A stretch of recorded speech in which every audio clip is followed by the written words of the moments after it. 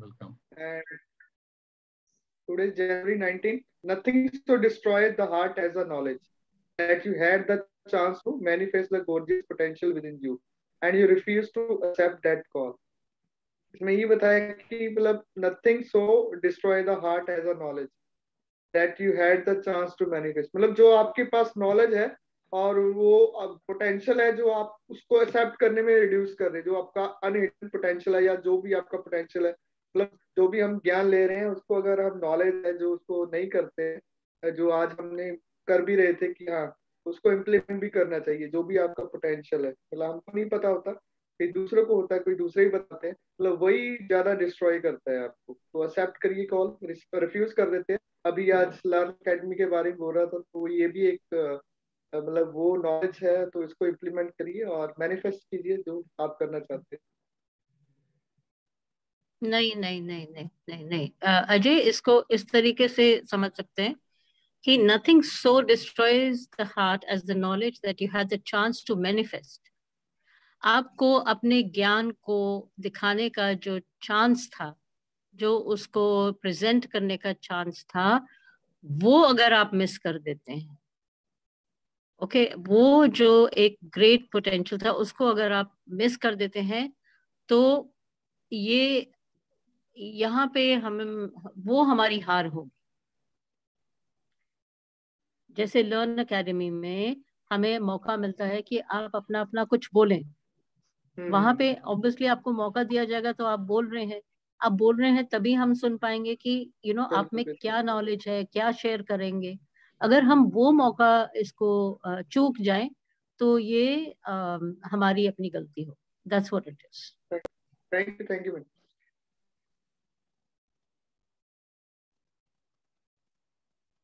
So thank you Sunita ji, and thank you Ajay ji for giving such a good explanation. So जबरदस्त तालियां। और अभी हमारी book की तरफ बढ़ते हैं, रिच डैड पुअर डैड, और शुरुआत हो गई है इसकी, और इसको रीड करने के लिए चलिए अभी हम लोग जैसे चलते हैं किशोर जी के पास में नागपुर में, तो किशोर जी से सुनते हैं। जी sir, thank you. Fidelity Magellan mutual fund के पीटर लिंच आसमान गिरने की चेतावनियों को शोर कहकर पुकारते हैं और हम सभी इसे सुनते हैं। शोर या तो हमारे दिमाग में सुनाई देता है या फिर बाहर से आता है, प्राय दोस्तों से, परिवार से, सहकर्मियों से और मीडिया से। लिंच 1950 के दशक के दौरान का अनुभव बताते हैं, जब परमाणु युद्ध का खतरा समाचार पत्रों में इतना ज्यादा प्रचारित किया गया था कि लोगों ने फॉल आउट शेल्टर बना लिए थे और अनाज पानी इकट्ठा शुरू कर दिया था। अगर उन्होंने फॉल आउट शेल्टर बनाने के बजाय इस पैसे को समझदारी पूर्वक बाजार में निवेश कर दिया होता तो शायद आज वे आर्थिक रूप से स्वतंत्र होते। कुछ साल पहले लॉस एंजिल्स में दंगे भड़के तो सारे देश में बंदूक की बिक्री बढ़ गई। फिर ऊपर करिए। वॉशिंगटन राज्य में एक आदमी हैमबर्गर के मांस के कारण मर जाता है और एरिजोना हेल्थ डिपार्टमेंट सभी रेस्तराओं को आदेश देता है कि बीफ को अच्छी तरह से पकाया जाए। एक दवाई की कंपनी राष्ट्रीय टीवी विज्ञापन में लोगों को सर्दी होते हुए दिखाती है। विज्ञापन फरवरी में दिखाया जाता है। सर्दी से ग्रस्त होने वाले की संख्या बढ़ जाती है और उस दवा की बिक्री भी।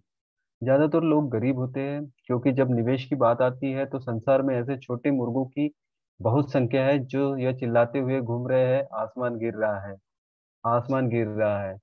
और छोटे मुर्गे इसलिए प्रभावित होते हैं क्योंकि हम सभी के अंदर एक छोटा मुर्गा होता है। विनाश की अफवाहों और बुरे समय की कल्पना से आपके मन में शंका और डर पैदा न हो, इसमें बहुत ज्यादा बहादुरी की जरूरत होती है। 1992 में मेरा रिचर्ड नाम का दोस्त मुझसे मिलने फिनिक्स आया। वह स्टॉक्स और रियल एस्टेट में हमारे द्वारा किए गए काम से बहुत प्रभावित था। फिनिक्स में रियल एस्टेट की कीमतों में मंदी चल रही थी। हमने उसके साथ 2 दिन गुजारे और उसे बताया कि कैश फ्लो और पूंजी बढ़ाने के कुछ बढ़िया मौके मौजूद है। मेरी पत्नी और मैं रियल एस्टेट के एजेंट नहीं है, हम विशुद्ध निवेशक है। एक रिजॉर्ट कम्युनिटी में एक यूनिट तय करने के बाद हमने एक एजेंट से बात की जिसने उस दोपहर को उस यूनिट को भेज दिया।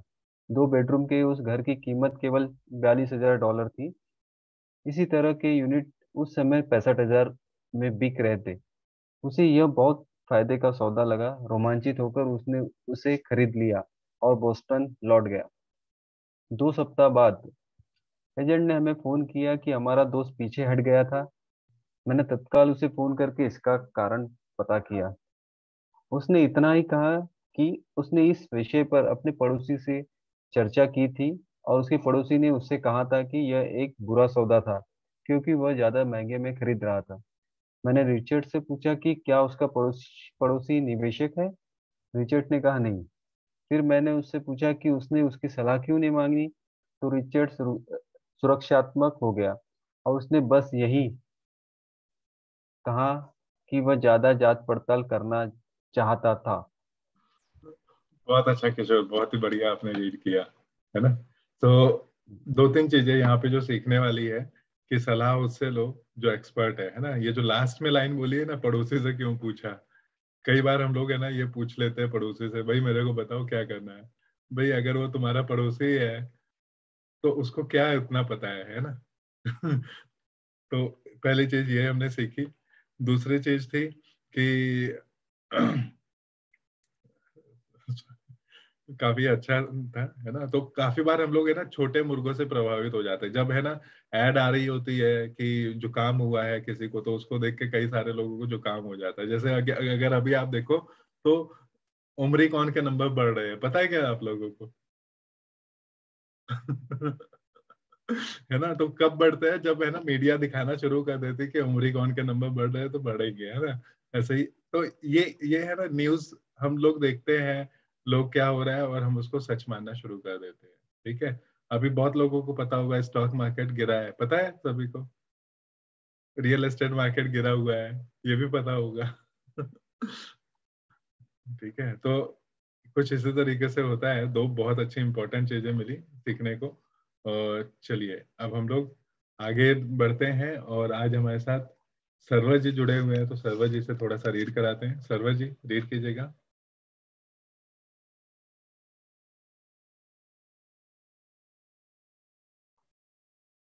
शायद उन तक हमारी आवाज नहीं पहुंच रही है, तो गजेंद्र जी से सुनते हैं। गजेंद्र जी आप रीड कीजिएगा।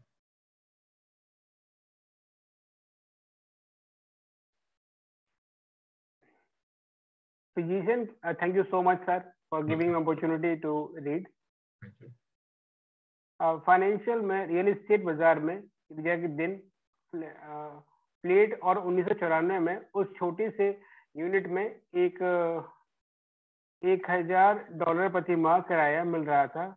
जोड़े में पीके सीजन में $2,500 प्रति माह 1995 में यूनिट की कीमतें बढ़कर $95,000 हो गई थी। रिचर्ड को इतना ही करना था कि वह शुरुआत में $5,000 चुका दे और चूहा दौड़ से बाहर निकल के प्रक्रिया शुरू हो जाती है।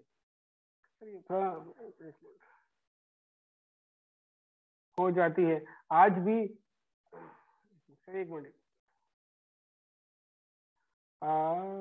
आज भी यह कुछ नहीं कर पाया है और फाइनेंस के सौदे जैसे मौके अब भी मौजूद हैं, बस आपका उन्हें कुछ ज्यादा गौर देना पड़ेगा। रिचर्ड के पीछे हटने से मुझे तबद्दुल नहीं हुआ था। इसे खरीदार का पछतावा कहा जाता है और यह हम सबको प्रभावित करता है। यही शंकाएं हमें लिए डूबती हैं और छोटा मुर्गा जीत जाता है। हम आबादी को गवा देते हैं, हम आजादी को मौका गवा देते हैं। दूसरे उदाहरण में सीडी के बजाय टैक्स लीजन सर्टिफिकेट में अपनी संपत्तियों को कुछ हिस्सा रखते हैं। मैं अपने पैसे पर 16% प्रति वर्ष कमाता हूं, जो बैंकों द्वारा दिए जाने वाले 5% से निश्चित रूप से काफी ज्यादा है। यह प्रमाण पत्र रियल एस्टेट द्वारा सुरक्षित होते हैं और राज्य के कानूनों द्वारा सुरक्षित होते हैं, जो निश्चित रूप से ज्यादातर बैंकों से ज्यादा बेहतर होते हैं। इस आधार पर उन्हें खरीदा जाता है वह भी काफी सुरक्षित फार्मूला है। उन्हें सिर्फ एक दिक्कत यह होती है कि उन्हें बुनाया नहीं जा सकता।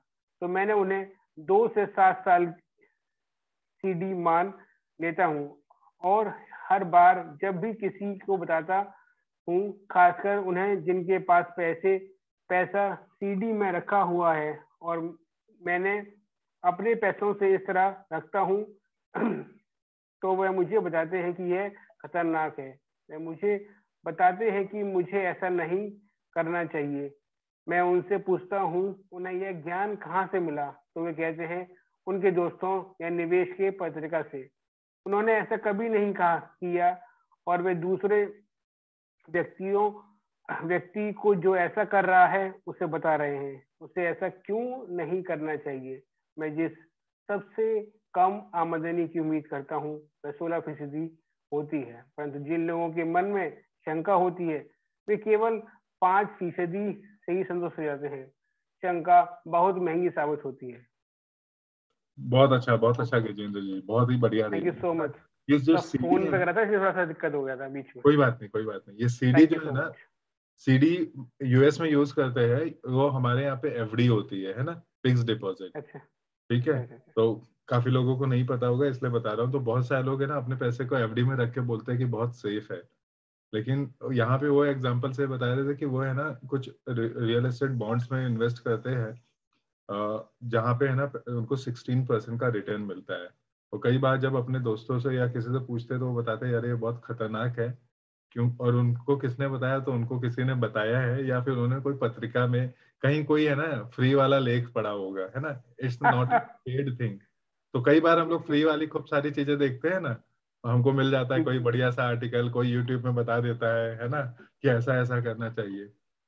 लेकिन बस क्या करना चाहिए ना, जो बंदा बोल रहा है, जो लिख रहा है, सबसे पहले है ना हमें ये देखना जरूरी है कि उसका बैकग्राउंड कितना अच्छा है। जब वो फाइनेंस की बात कर रहा है, ऑथेंटिसिटी क्या है उसका क्या, उसके पास 100 करोड़ है तो फिर उसकी बात सुन लेते हैं। थैंक यू सो ठीक मच। है, चलिए, ग्रेट, है ना। तो बहुत ही अच्छी चीज इसमें बताइए कि राय उससे ही लो, है ना, जो उसको कर चुका है। और आगे बढ़ते हैं। प्रीति जी, आप रीड करेंगे? हाँ सर, थैंक यू सर। मेरा मानना है कि यही संदेश और सनकीपन ज्यादातर लोगों को गरीब बनाए रखता है और उनसे सुरक्षित खेल खिलवाता है। असली दुनिया इंतजार कर रही है कि आप अमीर बने। केवल आपके संदेह ही आपको अमीर बनाए हुए है। जैसे मैंने कहा चूहा दौड़ से बाहर निकलना टेक्निक रूप से आसान है। इसमें ज्यादा शिक्षा की जरूरत नहीं होती, परंतु इन संदेहों के कारण ज्यादातर लोग इससे बाहर नहीं निकल पाते। शंकालु लोग कभी नहीं जीत पाते। आमिर डैडी का कहना था, शंका और डर के कारण व्यक्ति संदेहवादी बन जाता है। शंकालु व्यक्ति आलोचना करते हैं, जबकि जीतने वाले लोग विश्लेषण करते हैं। यह उनकी एक और पसंदीदा कहावत थी। आमिर डैडी ने यह स्पष्ट किया कि आलोचना से दिमाग बन जाता है, जबकि विश्लेषण से आंखें खुल जाती है। विश्लेषण से जीतने वाले यह देख सकते हैं कि आलोचक अंधे हैं और वे उन मौकों को भी देख सकते हैं जो और किसी को नहीं दिख पाते हैं, और दूसरे लोग जिन मौकों को नहीं देख पाते उन्हें देखने की क्षमता किसी भी तरह की सफलता की कुंजी है। जो लोग पैसे की आजादी ढूंढ रहे हैं उनके लिए रियल एस्टेट निवेश का एक दमदार तरीका है। यह निवेश का एक अद्भुत मुद्दा है, परंतु जब भी मैं रियल एस्टेट का जिक्र करता हूं तो मुझे यह सुनने को मिलता है, मैं ट्रायलेट नहीं सुधारना चाहता। इसी को पीटर लिंच शोर कहते हैं। इसी को मेरे अमीर डैडी शंकालु लोगों के बहाने कहते हैं। ऐसे लोग जो केवल आलोचना करते हैं, विश्लेषण नहीं करते। ऐसे लोग जिनके दिमाग पर उनकी शंकाओं और डरों का पर्दा पड़ जाता है, वे अपनी आंखें नहीं खोलते। तो जब कोई कहता है मैं टॉयलेट नहीं सुधारना चाहता, तो मैं जवाब देता हूँ, आपको ऐसा क्यों लगता है कि मैं यह कहना चाहता हूँ? वे यह कह रहे हैं कि जो उन्हें चाहिए टॉयलेट उससे ज्यादा महत्वपूर्ण है। मैं चूहा दौड़ से बाहर निकलने की आजादी के बारे में बात करता हूँ और उनका पूरा ध्यान टॉयलेट पर लगा रहता है। इसी तरह के विचार ज्यादातर लोगों को गरीब बनाए रखते हैं। वे विश्लेषण करने के बजाय आलोचना करते रहते हैं। Thank you Preeti ji for wonderful reading, है ना, बहुत ही बढ़िया आपने रीड किया और शोर क्या है ये समझने की कोशिश की हमने यहाँ पे, और लोग किस तरीके से, है ना, एक्चुअल अपॉर्चुनिटी को नहीं समझ पाते और फिर लोगों को लगता है कुछ अलग बहाने बनाते हैं। ठीक है, तो ये भी हमने सीखा। और एक बहुत इंपॉर्टेंट चीज कि शंकालु लोग कभी नहीं जीत पाते, है ना, और प्यार में भी ऐसा होता है, जो ज्यादा शक करता है ना वो कभी किसी के साथ ज्यादा रिलेशन रख ही नहीं पाता है। ठीक है, खुद पर विश्वास नहीं होता है ना सर उनका। बिल्कुल बिल्कुल बिल्कुल, है ना। हाँ सर, और उनकी आंखें कभी नहीं खुलती है, उन्होंने बताया ना, हाँ जी, हाँ जी, शंकाकुल नहीं खुलती है। बिल्कुल और बिल्कुल उन्होंने रियल एस्टेट के बारे में भी बताया कि जो मतलब पैसे की ये करना चाहता है वो रियल एस्टेट में मतलब ये करता है, उन्होंने बताया ना। बिल्कुल बिल्कुल, बहुत अच्छा प्रीति जी। तो हमें हमारी आंखों को खोलना है या फिर हमारे दिमाग के एंटीनों को खोलना है ना। आंखें मतलब केवल आंखें नहीं, हमें समझना है, सुनना है हमारे आसपास में क्या चल रहा है। मतलब ही दिमाग की आंखें बोल रहे हो। हाँ जी, हाँ दिमाग जी, को अगर खुला रखेंगे तो ही हो पाएगा, ऐसा बोल रहे हो। बिल्कुल बिल्कुल बिल्कुल। सो थैंक यू प्रीति जी। और अभी हम लोग, है ना, काफी दिनों से सुनीता जी से नहीं सुना है, तो उनसे कुछ सुनते हैं।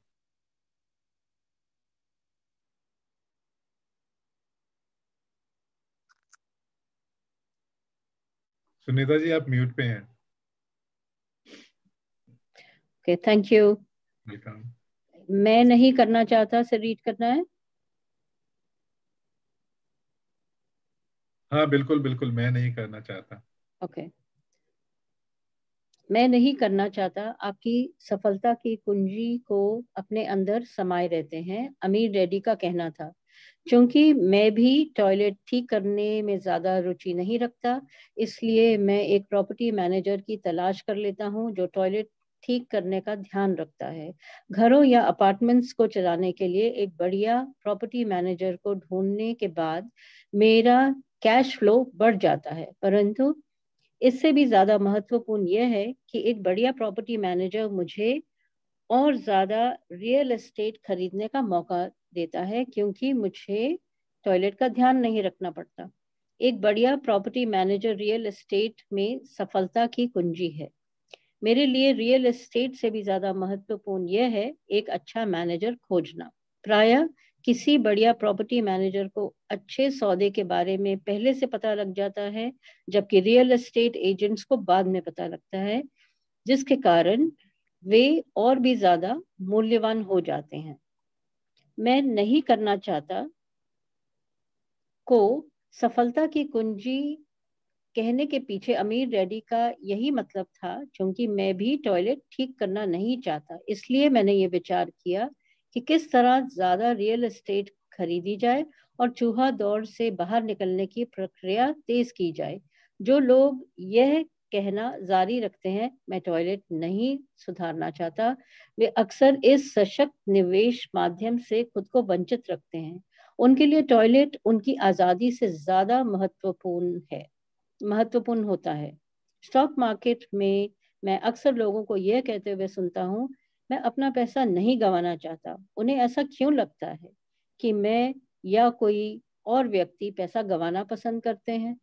वे सिर्फ इसलिए पैसा नहीं बना पाते क्योंकि वे पैसा गंवाने के लिए तैयार नहीं होते। विश्लेषण करने के बजाय वे एक और सशक्त निवेश के माध्यम यानी स्टॉक मार्केट की तरफ से अपने दिमाग को बंद कर लेते हैं। Thank you Sunita ji for wonderful reading, है ना, बहुत ही बढ़िया। और Thank कल you. शायद इसी पे थोड़ा सा बात भी हो रही थी कि कई बार हम लोग, है ना, विश्लेषण नहीं करते, हम एनालिसिस नहीं करते, और केवल स्टॉक मार्केट या रियल एस्टेट में नहीं, ये हमारी लाइफ में बहुत सारी चीजों पे होता है। हम कोशिश करते हैं थोड़ी बहुत और फिर उसके बाद में हम एनालिसिस नहीं करते और हम, है ना, चीजों को छोड़ देते हैं। हमें करना क्या चाहिए कि हमें एक तो विश्लेषण करना चाहिए, और यहाँ रियल एस्टेट मैनेजर जैसे बताया उसी तरीके से हम जिस भी क्षेत्र में बढ़ना चाहते हैं वहां पे ऐसे मैनेजर को पकड़ लेना चाहिए जो हमारा समय बचा दे, है ना। तो अगर किसी को मान लो इन्वेस्टमेंट करना है तो वहां पे रियल एस्टेट मैनेजर हो जाएगा। किसी को पर्सनालिटी बहुत अच्छी इंप्रूव करनी, वहां पे उस करना होगा, तो उस क्षेत्र में जो लोग सक्सेसफुल है उसको ले लेना चाहिए। और अभी क्योंकि रियल एस्टेट की बात हो रही है तो हम रियल एस्टेट मैनेजर को यहाँ पे सुन रहे थे। तो once again thank you Sunita ji for wonderful reading. और आगे बढ़ते हैं, मोनिका जी से कुछ सुनते हैं। Yes sir. हाँ जी।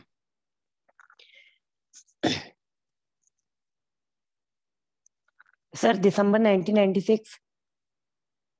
हाँ यही से बिल्कुल पढ़ना। बिल्कुल, तभी तभी की दिसंबर 1996 में मैं अपने मित्र के साथ नजदीकी गैस स्टेशन के पास से गुजर रहा था। उसने देखा और अनुमान लगाया कि तेल की कीमतें बढ़ जाएंगी। मेरा दोस्त बहुत चिंता करता रहता है या छोटा मुर्गा है।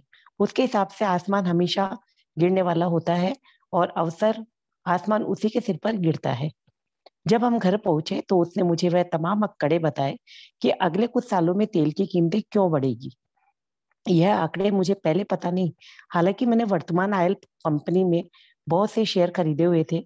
उस सूचना के आधार पर मैंने तत्काल एक नई ऑयल कंपनी की खोज शुरू कर दी जिसे उसके वास्तविक मूल्य से कम आका गया हो। मुझे ऐसी ऑयल कंपनी मिल गई जो तेल के कुछ भंडारों को खोजने वाली थी। मेरा ब्रोकर इस नई कंपनी को लेकर खासा रोमांचित हो गया और मैंने 65 सेंट प्रति शेयर की दर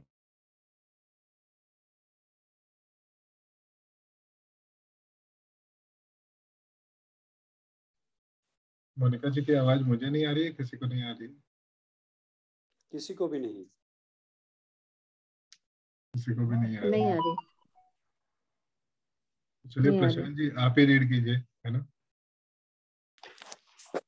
अरे हाँ, वो बीच में कहाँ पे कट हो गए? बस यहीं पे 15,000। 15,000 शेयर खरीदे। ओके। फरवरी 1997 में मैं उसी दोस्त के साथ उसी गैस स्टेशन के पास से गुजर रहा था और कीमत की प्रति गैलन 15% बढ़ चुकी थी। एक बार फिर छोटा मुर्गा चिंता करने लगा और शिकायत करने लगा। मैं मुस्कुराया क्योंकि जनवरी 1957 में एक छोटी ऑयल कंपनी ने तेल खोज लिया था और वह 15,000 शेयर अब बढ़कर $3 प्रति शेयर हो गए थे और मेरे दोस्त के अनुसार गैस की कीमतें लगातार बढ़ती रहेगी। विश्लेषण करने के बजाय यह छोटे मुर्गे अपने दिमाग को बंद कर लेते हैं। अगर ज्यादातर लोग यह समझ ले कि स्टॉक मार्केट में निवेश में स्टॉक किस तरह काम करते हैं तो ज्यादातर लोग हार से बचने के बारे में अपना ध्यान नहीं लगाएंगे और जीतने के लिए निवेश करेंगे। स्टॉप एक कंप्यूटर निर्देश है जो भाव गिरने पर आपके शेयर को अपने आप बेच देता है ताकि आप कम से कम नुकसान हो और आपका ज्यादा से ज्यादा फायदा मिल सके। जो लोग हारने से घबराते हैं उनके लिए एक बहुत अच्छा तरीका है। तो जब भी मैं लोगों को मैं नहीं चाहता पर ध्यान केंद्रित करते हुए देखता हूं और वे क्या चाहते हैं इस पर ध्यान केंद्रित करते हुए नहीं देखता हूं तो मैं समझ लेता हूं कि उनके दिमाग की शोर की आवाज बहुत तेज होगी।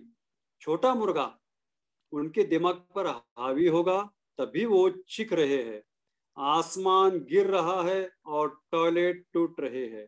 इसलिए वे अपनी अनचाही चीजों से बचते हैं परंतु वे इसकी भारी कीमत चुकाते हैं। वे जिंदगी से जो चाहते वो शायद उन्हें कभी ना मिल पाए। एक जो दोनों पैराग्राफ है उसमें से ऊपर का पैराग्राफ जो है वो शेयर मार्केट के डीलिंग के बारे में है, जहाँ पे हम जब पेनी स्टॉक या किसी स्टॉक में, डेली स्टॉक में जब पैसा लगाते हैं तो अगर हम स्टॉप कर देते हैं तो वहाँ पे वो गिरते गिरते ऑटोमेटिक बेचा जाता है। और दूसरा जो है वो उन छोटे लोगों के बारे में है जिन्होंने ये जो हरदम निगेटिव सोच में वहां पे चले जाते हैं। देखिए, जो कि पॉजिटिव सोच जो है, मैं क्या चाहता हूं, इसके ऊपर से ध्यान हटा के वो उसमें रहते हैं। Thank you. बहुत अच्छा प्रशांत जी, बहुत अच्छा रीडिंग है ना, वंडरफुल वंडरफुल। तो चलिए आगे बढ़ते हैं। सर मेरा नेट इशू हो गया था। कोई बात नहीं, तो आगे पढ़ लीजिए। मेरा सारा नेट इशू। यहाँ से पढ़िएगा आप। नहीं, और कोई पढ़ रहे हो तो सर पढ़ने दीजिए, मैं नहीं, कल वो ले तो पढ़ा लूंगी। लिया, अभी आप पढ़ लो कैसे। अमीर डैडी ने मुझे छोटे मुर्गे को देखने का एक तरीका सुझाया, वही करो जो कर्नल सैंडर्स ने किया था। 66 साल की उम्र में उनका व्यवसाय चौपट हो गया था और वे अपनी सोशल सिक्योरिटी के चेकअप पर गुजर बसर कर रहे थे। इतना ही नहीं, वे फ्राइड चिकन की अपनी रेसिपी के साथ पूरे देश में से बेचने की कोशिश कर रहे थे। किसी के हाँ कहने के पहले इस रेसिपी के लिए 1009 बार ना कहा गया और वे उस उम्र में करोड़पति बने जिस उम्र में लोग काम छोड़कर आराम करना चाहते हैं। वे एक बहादुर और जिद्दी व्यक्ति थे। अमीर डैडी हार्लेम सैंडर्स के बारे में कहा करते थे, जब भी आप शंका में और थोड़े डरे हुए हो तो वही करें जो कर्नल सैंडर्स ने अपने छोटे मुर्गे के साथ किया था, उसे फ्राई कर ले। सर आगे कीजिए। सोशल कारण नंबर 3, आलस से व्यस्त लोग अक्सर बहुत आलसी होते हैं। हम सभी ने उस व्यवसाय की कहानियां पढ़ी है जो पैसा कमाने के लिए कड़ी मेहनत करता है। वह अपनी पत्नी और बच्चों की सुख सुविधा के लिए काफी मेहनत करता है। वह ऑफिस में बहुत देर तक काम करता है और सप्ताहांत में भी ऑफिस के काम को घर पर ले आता है। एक दिन वह जब घर लौटता है तो उसे पूरा घर सूना मिलता है। उसकी पत्नी अपने बच्चों के साथ घर छोड़कर चली जाती है। उसे पता था कि उसकी और उसकी पत्नी के बीच भेद है, परंतु उस रिश्ते को ज्यादा मजबूत बनाने के बजाय वह काम में ही व्यस्त बना रहा। निराश होकर वह अपने काम के प्रति लापरवाह हो जाता है और उसके काम पर इतना ज्यादा असर पड़ता है कि उसकी नौकरी तक चली जाती है।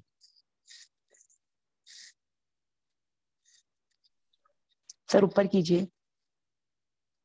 तो थैंक यू बहुत अच्छा मोनिका जी, आपने बहुत अच्छा रीड किया। तो थैंक यू जबरदस्त सर। हो जाए मोनिका जी के लिए। Thank you sir. तो जो चीजें यहाँ पे सीखने वाली थी, है ना, कि हमारे अंदर है ना, जब भी मुर्गा ज्यादा वो करने लगे तो उसको फ्राई कर लेना चाहिए, मतलब डर को डरा देना चाहिए।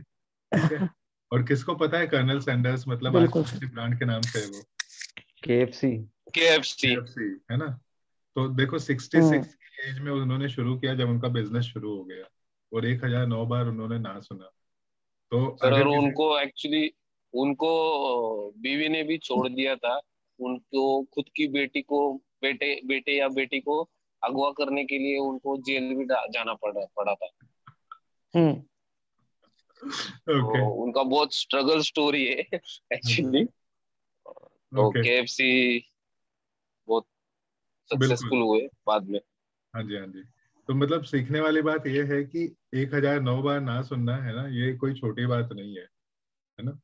और हम सबको भी नाक ले तैयार होना चाहिए। अगर सक्सेस चाहिए तो हाँ के लिए नहीं, नाक ले तैयार होना चाहिए। जितना ना सुनेंगे उतना, है ना, हमारी चमड़ी मोटी हो जाएगी। Yes sir. और दूसरी बहुत इंपॉर्टेंट चीज है कारण नंबर 3, आलस्य। आलस्य के बारे में हमने जाना। ठीक है, वैसे तो बहुत बिजी रहते हैं हम पूरा, और मैं भी जब इसको पढ़ रहे थे ना तो मैं भी कुछ ऐसा ही था। सैटरडे संडे के पहले मैं काम करता रहता था, है ना, सब कुछ ऑफिस का।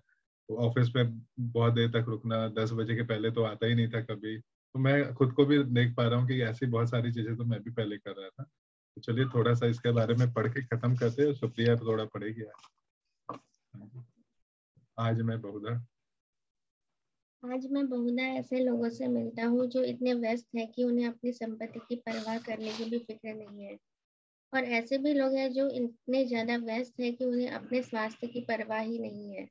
दोनों का कारण एक ही है, वे व्यस्त हैं और वे व्यस्त बने रहना चाहते हैं क्योंकि वे किसी चीज का सामना नहीं करना चाहते। उन्हें यहाँ बताने की जरूरत नहीं है। अंदर से वे खुद जानते हैं। वास्तव में अगर आप उन्हें याद दिलाएं तो वे गुस्सा हो जाते हैं या चिढ़ जाते हैं। अगर वे नौकरी में या बच्चों के साथ व्यस्त नहीं है तो टीवी देखने, मछली पकड़ने, गोल्फ खेलने या शॉपिंग करने में व्यस्त है। परंतु अंदर से वे जानते हैं कि वे किसी महत्वपूर्ण चीज का सामना करने से कतरा रहे हैं। यह आलस का सबसे आम रूप है। यह आलस का मतलब है व्यस्त बने रहना। तो आलस का इलाज क्या है? जवाब है थोड़ा सा लालच। हम में से ज्यादातर लोगों का लालन पालन इस तरह से किया गया है कि हम लालच या इच्छा को बुरा समझते हैं। मेरी माँ कहा करती थी, लालची लोग बुरे लोग होते हैं, परंतु हम में से हर एक अच्छी चीजें, नई चीजें, रोमांचक चीजें हासिल करना चाहता है। तो इस इच्छा की भावना को काबू में रखने के लिए प्रायः माँ बाप इच्छा को अपराध बोध से जोड़ देते हैं। तुम हमेशा अपने बारे में ही सोचते हो। क्या तुम्हें नहीं मालूम है कि तुम्हारे भाई बहन भी है? यह मेरी माँ की फेवरेट कहावत थी। या तुम क्या खरीदना चाहते हो? मेरे डैडी की फेवरेट कहावत थी। तुम ऐसा सोचते हो जैसे हमारे पास बहुत पैसा है। क्या तुम सोचते हो कि पैसा पेड़ पर लगता है? हम अमीर नहीं है, तुम तो जानते ही हो। मुझ पर शब्दों का तो उतना असर नहीं पड़ा, परंतु उन शब्दों में जो गुस्सा और अपराध बोध या समीक्षण था, उसका मुझ पर बहुत ज्यादा असर हुआ। या इससे विपरीत अपराध बोध या जाल यह था, मैं तुम्हारे लिए यह खरीदकर अपने जीवन का बलिदान दे रहा हूँ। मैं तुम्हारे लिए यह इसलिए खरीद रहा हूँ क्योंकि जब मैं छोटा था तो मेरे माँ बाप मुझे यह खरीद कर नहीं दे पाए थे। मेरा एक पड़ोसी है जो पूरी तरह दिवालिया है, परंतु वो अपनी कार को अपने गैरेज में पार्क नहीं कर सकता। गैरेज में उसके बच्चों के खिलौने भरे पड़े हैं। उन्हें बिगड़े हुए बच्चों को मुंह मांगी चीजें मिल जाती हैं। उस पड़ोसी के शब्द में, मैं नहीं चाहता कि उनमें किसी चीज की कमी हो। उसने उनके कॉलेज के लिए या अपने रिटायरमेंट के लिए कुछ भी अलग से बचा कर नहीं रखा है, परंतु उसके बच्चों को हर खिलौना मिल जाता है। उसे डाक में एक नया क्रेडिट कार्ड मिला और वह अपने बच्चों को घुमाने के लिए लास वेगास ले गया। मैं यह अपने बच्चों के लिए कर रहा हूँ। यह उसके महान बलिदान के शब्द थे। मेरे डैडी इस वाक्य से छेड़ते थे, मैं इसे नहीं खरीद सकता। तुम पढ़ोगे? चलिए, थैंक यू। बहुत अच्छा हमने यहाँ पे जाना, है ना। तो किस तरीके से यहाँ पे लोग गलतियां करते हैं कि अपराध बोध से बचने के लिए, है ना, क्या क्या करते हैं कि चलो मेरे को नहीं मिला तो मेरे बच्चे को ये होना चाहिए। और साथ में हमने यहाँ पे ये भी जाना कि बहुत सारी चीजें जो हमारे दिमाग में डाल दी गई थी, जब हम इसको सुन रहे थे, पढ़ रहे थे ना, तो हमने भी देखा कि ऐसे बहुत सारी चीजें हमें बताई गई थी कि भाई तुम क्या सोचते हो, हमारे पास बहुत पैसा है, या ऐसे बहुत सारी चीजें। और शायद हम भी कुछ कुछ चीजों को इनको यूज कर रहे होते होंगे। तो आगे क्या है, इस आलस को कैसे हम निकल सकते हैं, उसका एक उन्होंने अच्छा वो आइडिया बताया कि आलस्य को लालच से चेंज कर दो, है ना। अपने को एक लालच दो अगर ज्यादा आलस आता है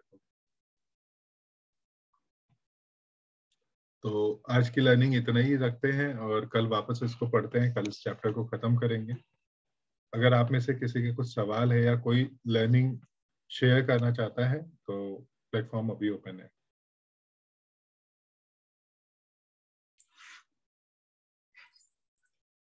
Yeah, I want to add something. या सिंपल जी। वो जो कर्नल सैंडर्स का जो एग्जाम्पल पढ़ रहे थे ना हमने, उनको कितनी बार रिजेक्शन फेस करना पड़ा, 1009 टाइम्स। सो हम लोग उसकी बात कर रहे थे। तो इट इज सेड कि you should learn to reject the rejections. और इसमें एक चीज और बहुत इम्पोर्टेंट है, बोलते हैं कि जब आपको किसी ने रिजेक्ट किया या उसे बोला कि आप ये काम नहीं कर सकते या आपको आता नहीं है, और आपने उसको बिलीव कर लिया, इसका मतलब you also rejected yourself. So it is said people may reject you, but you don't reject yourself. You keep trying. So that is very important. Otherwise, feedback मिलने के बाद कुछ लोग अगर डाउन हो जाते हैं और अपनी कैपेबिलिटी पे डाउट करने लगते हैं, मतलब लोगों ने तो रिजेक्ट किया बट आपने भी अपने आप को रिजेक्ट किया. So that is one thing which we need to remember, that you don't have to reject yourself. You have to keep trying. You have to keep improving. मुझे लगता है ज्यादा जोश के साथ काम कर लेना चाहिए वापस से, तभी आप सक्सेस हो सकते हो। बिल्कुल बिल्कुल। सिंपल जी ने बहुत अच्छा बताया। और हाँ, आप कुछ कह रहे थे और मोनिका जी? नहीं, मैं ये बोल रही हूँ कि अगर अपन को कोई रिजेक्शन करता है तो अपन को दुगने उत्साह के साथ उस काम को अच्छे से करना चाहिए, जिससे अपन को सक्सेस अच्छे से मिल सकती है। एक्चुअली यही तो बच्चों का नजरिया होता है, बच्चों को बोलो ये मत करो तो वो उसी बस काम को वही है ज्यादा कि हम मैच्योर हो जाते हैं ना, तब हमारे को थोड़ी सी हम मैच्योरिटी में आ जाते हैं, है ना। तो यहाँ पर ईगो आ जाता है सर, कई लोगों को ईगो आ जाता है। बिल्कुल, वो भी बोल सकते हैं। Anyone wants to add something? Simple ji के लिए जबरदस्त तालियां, और मोनिका जी के लिए भी। और कोई ऐड करना चाहता है या किसी का सवाल हो? चलो फिर अपनी अपनी कॉपी निकालते हैं और कल का कैलेंडर को लिखना शुरू करते हैं, और साथ में अगर किसी के साथ कुछ अच्छा हुआ है तो शेयरिंग भी ले लेते हैं।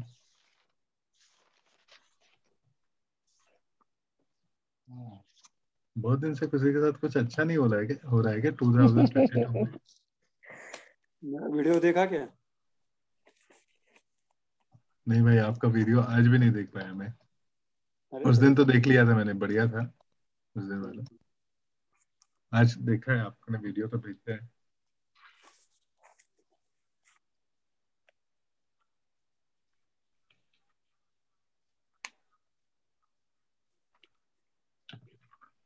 कल गुरुवार है।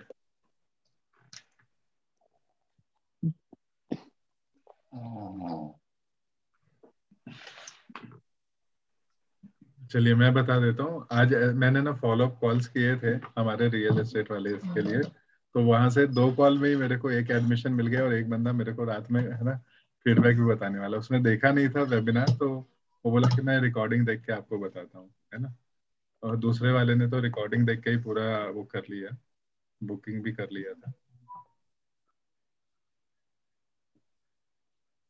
Very nice, congratulations. Congratulations sir. और उससे भी अच्छी बात यह है कि आज लर्न एकेडमी के लिए हम लोग 5-10 लोग नहीं 8 से 10 लोग जमा हुए थे, तो बहुत अच्छे सजेशन मिले। तो जरूर हम लोग इसको एक नए लेवल पे लेके जाएंगे। Yes sir, corporate.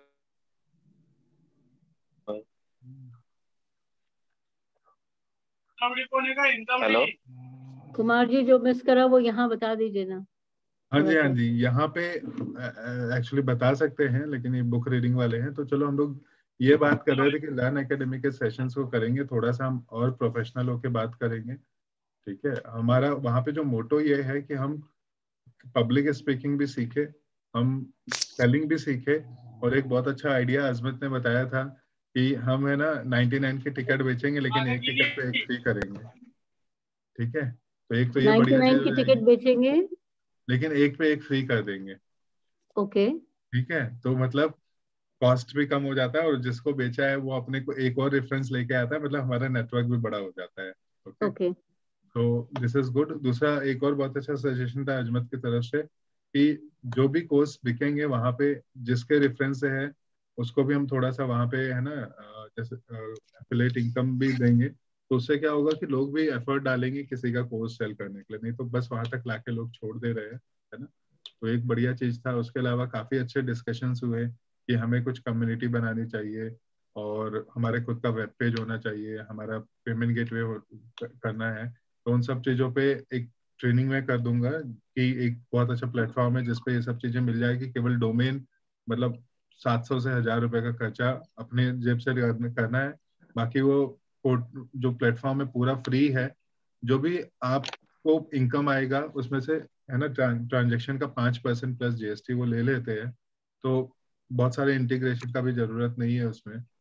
वो एक करेंगे हम लोग, वो एक चीज रहेगी जो अगले कुछ सेशंस में मैं कर लेता हूँ, और आपस में हम लोग डिस्कशन करेंगे कि कैसे और बेटर कर सकते हैं। और डिस्कशन के साथ में कुछ अगर स्किल्स की जरूरत होती है कि भाई इसको बेचे कैसे हम लोग, है ना, तो उन सब चीजों भी हम छोटे छोटे हम लोग मिलकर सेशंस करते रहेंगे आपस में। Okay, thank you. वेलकम। हो गया? कैलेंडर लिख लिया सबने? जी सर। जी। हेलो सर, मैं कुछ कहना चाहूंगा। हाँ बोलो ना हर्षद भाई। हाँ, एक्चुअली ये बुक रीडिंग जब से चालू की है ना मैंने, एक्चुअली मेरा वो कैलेंडर में नहीं लिखता था, और मेरा ऐसा होता था कि मैं दूसरे दिन है ना लेट उठता था, पर मैं अभी बहुत जल्दी चालू किए मैंने उठने को। मेरा ऑफिस 7 बजे रहता है, मतलब 7 बजे निकलता हूँ मैं घर से, तो 4:30-5 बजे मैं उठता हूँ, और सुबह से ही मेरा वो आपने जो जैसे बोला है कैलेंडर, वो कैलेंडर लिख के मेरा पूरा दिन होता है। तो उसमें डेली बुक रीडिंग अटेंड करना है, डेली एक्सरसाइज करना है, वो सब शेड्यूल बराबर किया रहता है, और वो मैं फॉलो करता हूँ। और डाइट भी मेरा फॉलो हो रहा है उसकी वजह से। बहुत दिनों से मेरा वो नहीं हो रहा था, तो बुक रीडिंग की वजह से बहुत सी चीजें अच्छी हो रही है मेरे लाइफ में। Thank you. इसके लिए तो अजय जी के लिए जबरदस्त तालियां बजानी चाहिए, क्योंकि अजय जी ये चीज लेके आए थे, है ना। Thank you Ajay ji, thank you. Welcome all for this wonderful community also. सबसे सीखेंगे, learn and earn, share and earn, share करो। ये बुक बहुत अच्छी बता रही है। मैं कुछ दिनों पहले ही हमें बताया था कॉर्पोरेशन बनाना है, जो जिस चीज से डरते हैं उसे जल्दी शुरू करना है। कल 2 दिन पहले ही ये हमारा जो भी सीख रहे हैं वो बुक से ही सीख रहे हैं। मतलब एक बुक की बहुत चीजें सिखा रही है हमें, सिर्फ पैसे के बारे में नहीं, हैबिट्स के बारे में, रिचुअल्स के बारे में बहुत सारी चीजें सिखा रही है। बिल्कुल। तो इसीलिए ना मतलब मेरे एक मेंटर है रियल एस्टेट के, तो उनकी एक बहुत अच्छी सेइंग है। वो बोलते हैं कि वो बुक मत पढ़ो जो तुम्हें अच्छी लगती है ना। वो बुक पढ़ो जो बहुत सक्सेसफुल इंसान ने लिखी है। वो तुम्हें बोर भी लगती होगी ना। और वो बोलते हैं कि रिच डैड पुअर डैड है ना, मेरे को बहुत बोर लगता है, लेकिन मैं हर साल फिर भी इसको पढ़ता हूँ, क्योंकि ये एक बहुत ही बढ़िया इंसान ने, बहुत ही सक्सेसफुल इंसान ने लिखी हुई है।